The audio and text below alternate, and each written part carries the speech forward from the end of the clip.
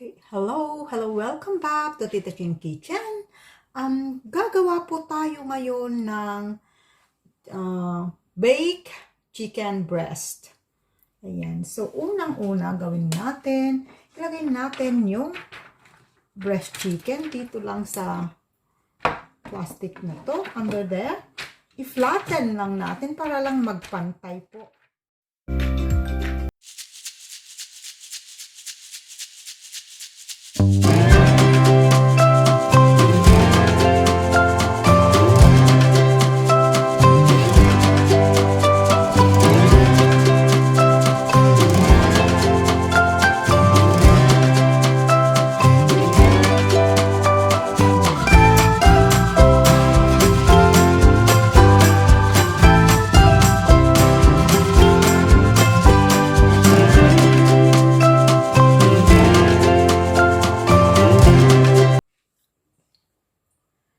So guys, paghaluin na natin ang mga ingredients. So 1/2 teaspoon of salt,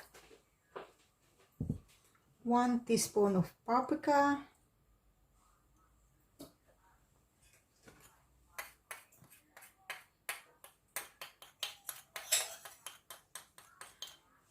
1/2 teaspoon of garlic powder,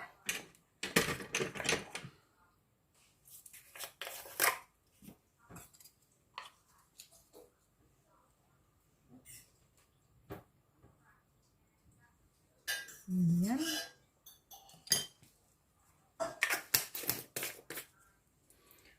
1/2 teaspoon of oregano. I'll put oregano.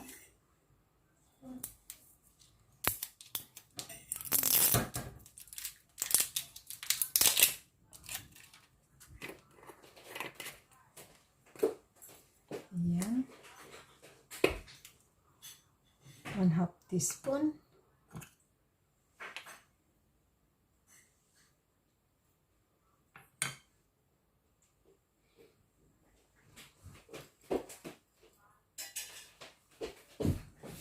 There we go.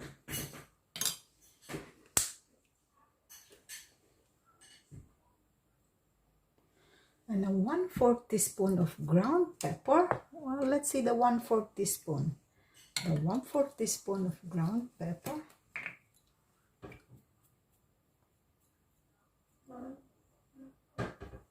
Okay.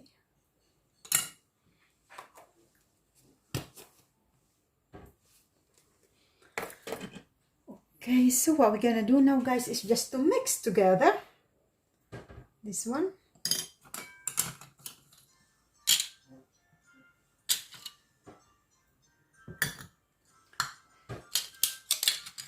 Mix lang po natin together all these spices now. Mix, mix, mix.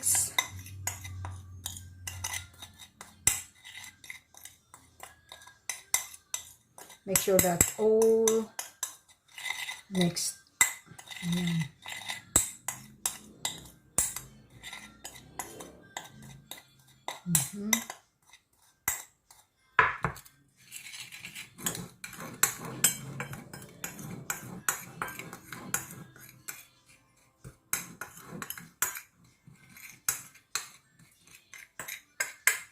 That's it.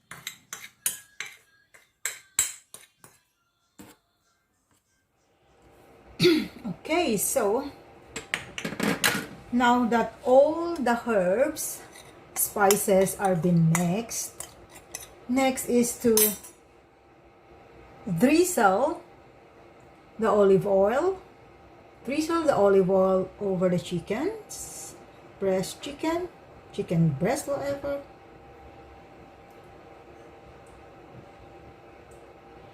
There we go. And then we now then generously rub the spice mix on both sides of the chicken breast. Okay, so get some. Yeah.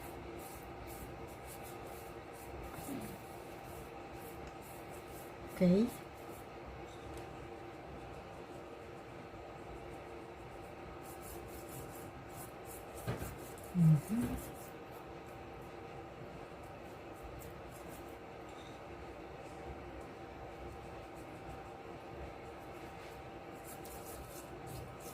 Okay.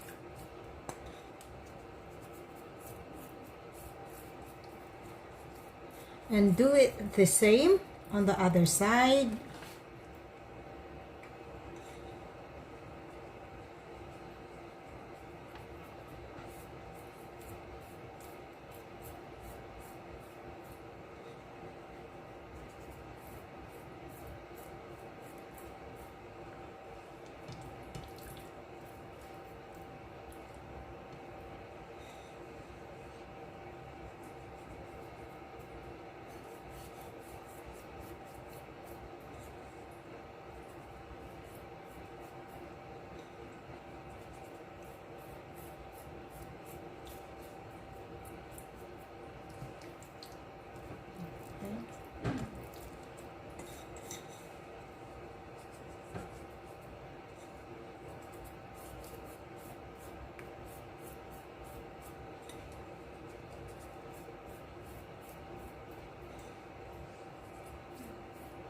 Okay, so they're all coated.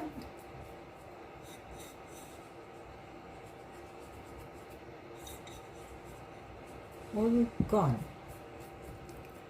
Yeah, so make sure that it's well coated. Yeah, that's it.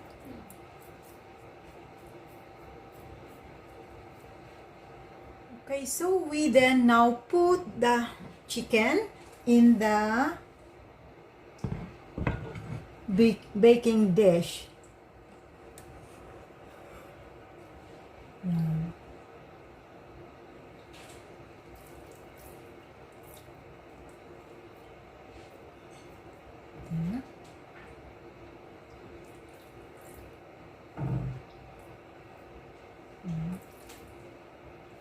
Okay, so tamang-tama lang. Bigyan natin ng konting espasyo.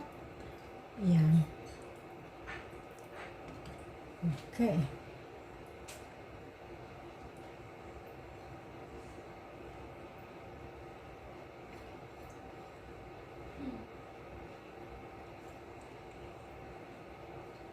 Okay, so there we go. Our chicken breast, they are now ready to go in the oven. The oven has been preheated into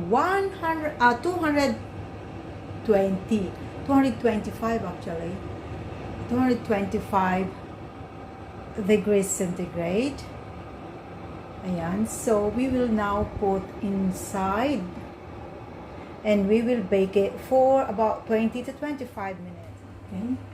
Make sure to use gloves, oven gloves, because it's already hot. Ayan, ilagay na natin sa gitna.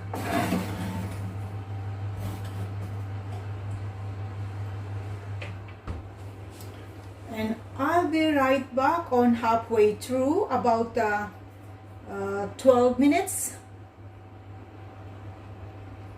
And to halfway through, babaliktarin ko siya. After 12 minutes, guys, ibabaliktad ko lang siya.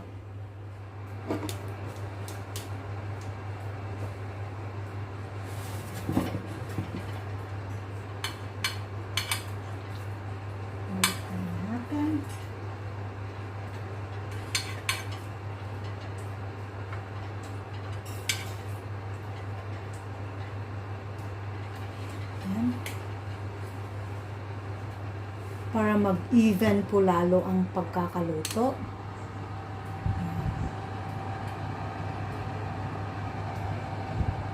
Mabango yung mga herbs. So, i-wait natin. Okay.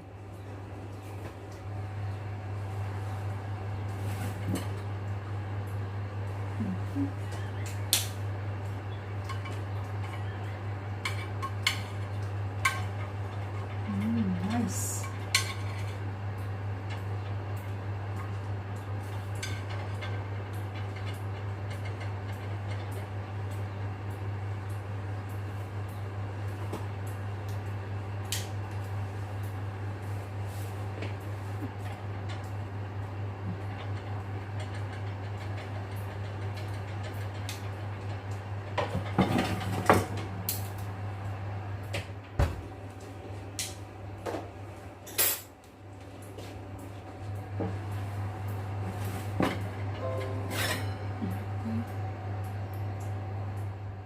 we go, our baked chicken breast. Hiwain na natin.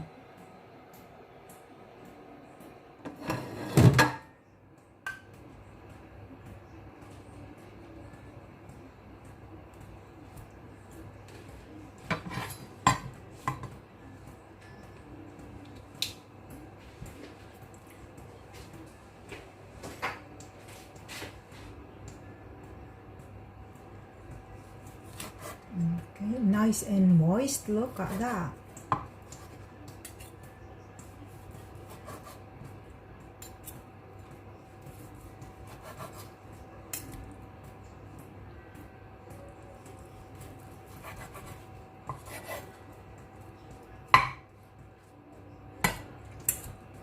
Shall I put that like that?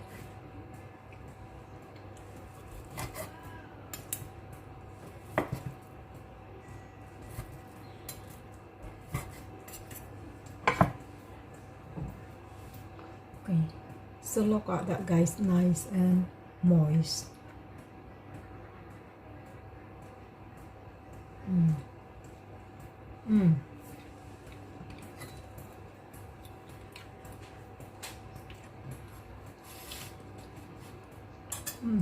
Nice.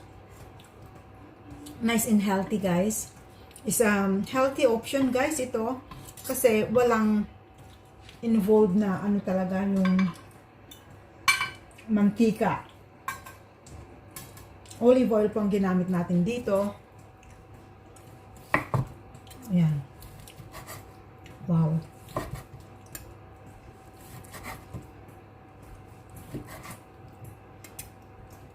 If you can see, guys, very moist.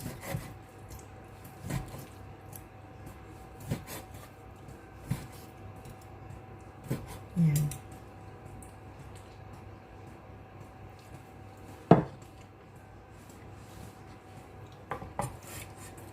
Hiwain na natin lahat.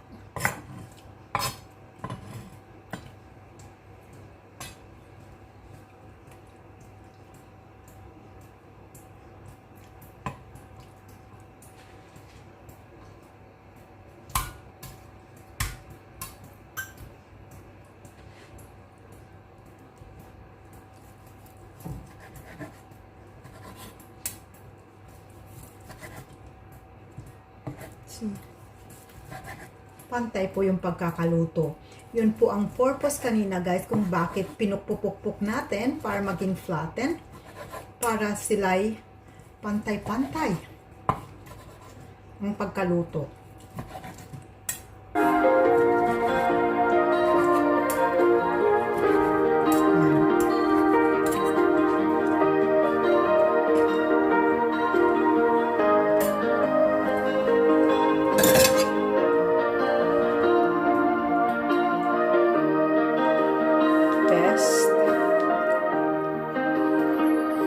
Baked